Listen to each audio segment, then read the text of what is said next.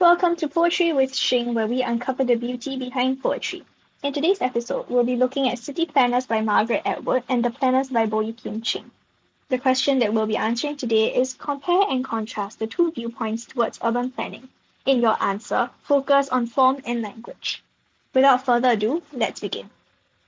City Planners by Margaret Atwood is a poem about the precision and accuracy behind urban planning, such that it is detached from the realness of life. So let's write that down. Precision and accuracy of urban planning detached from reality.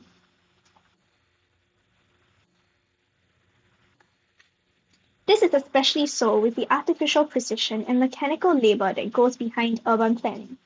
Similarly, The Planners by Boey Cheng is a poem about the detachment of urban planning from the lives of those living within the neighborhoods they are being planned. The urban planning is portrayed as tyrannical and overbearing.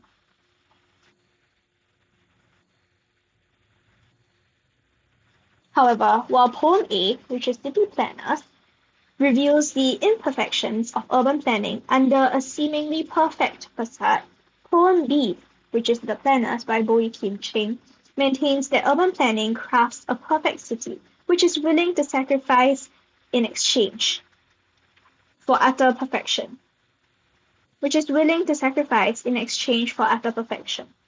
Finally, while poem A seeks to criticize the selfishness of urban planners, poem B brings out a melancholic tone of the price the city has to pay to make way for urbanization, along with his own unwilling sacrifice for the seemingly greater good.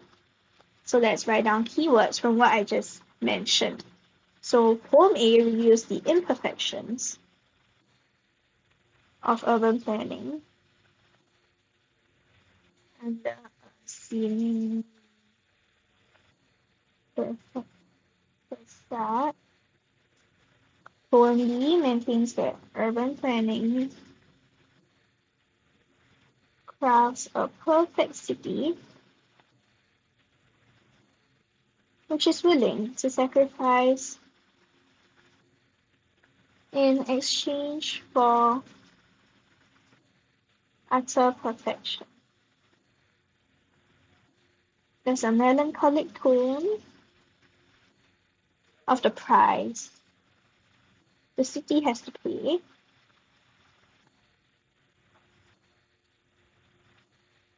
to make way for urbanization.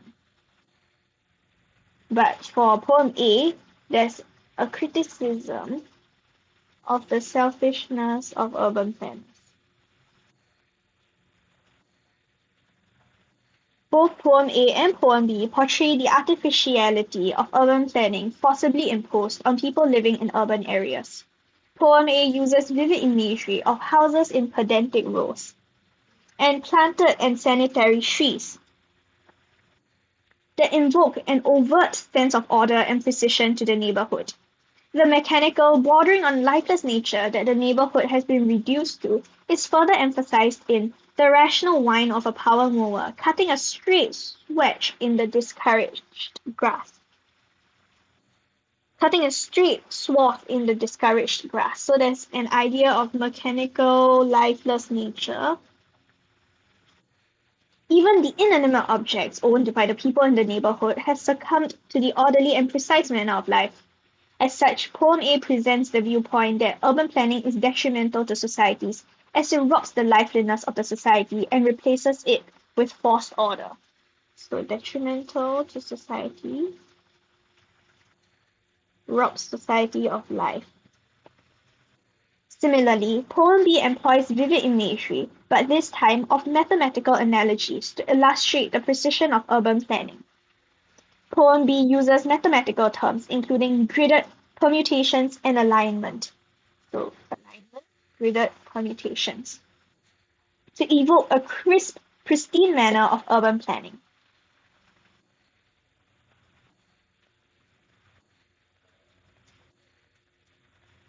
Whereby each consideration is exact when it concerns calculations.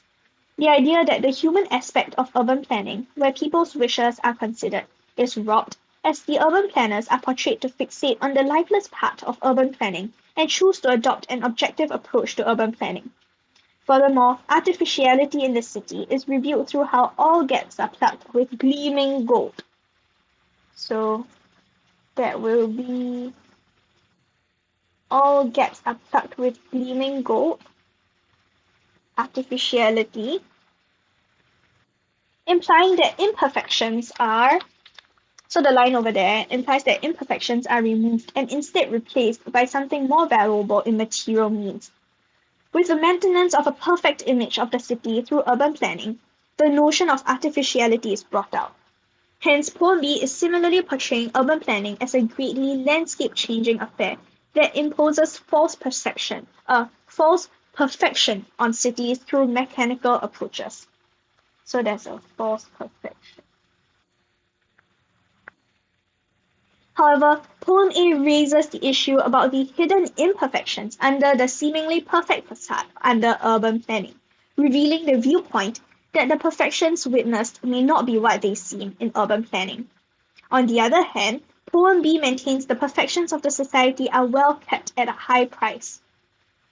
Poem A uses word choice to hint at the eventual inevitable demise of these perfectly planned cities. Words including cracks, capsized, and slide, which is cracks, capsized, and slide, all point towards the slow but sure crumbling of the order and neatness urban planning has so painstakingly crafted. So there's a crumbling of order, there's a lot of hidden imperfections.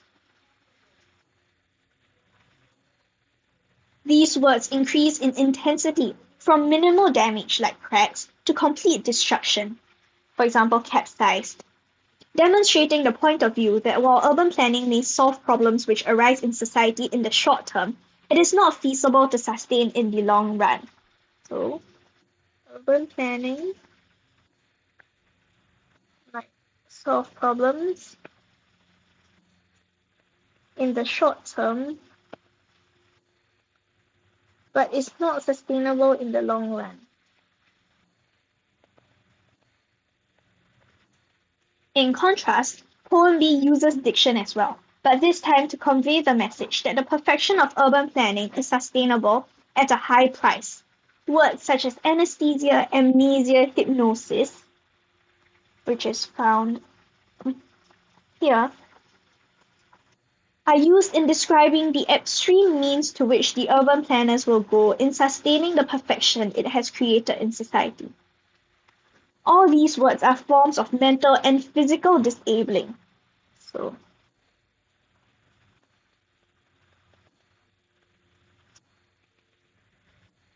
with anesthesia pointing to the physical numbing of a sensation,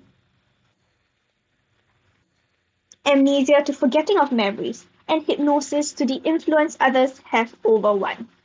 The connotations of these words collectively suggest that citizens living in the society are vulnerable to exploitation and abuse by urban planners.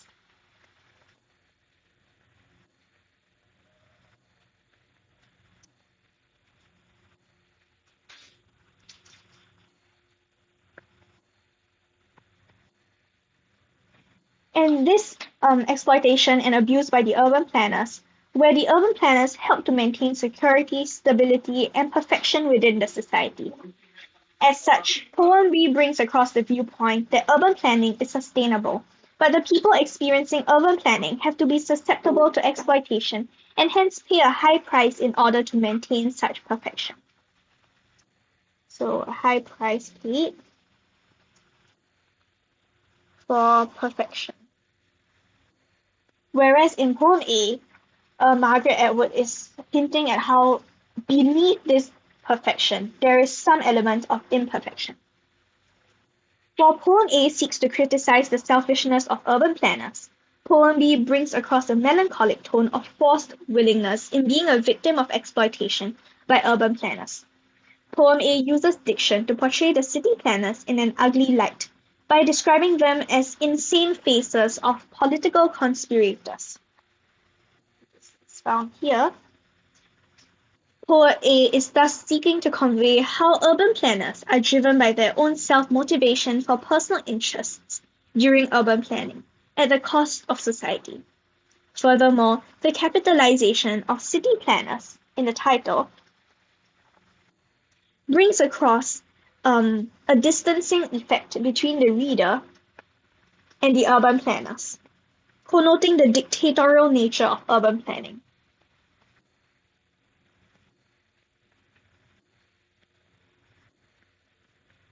such that readers are far below them.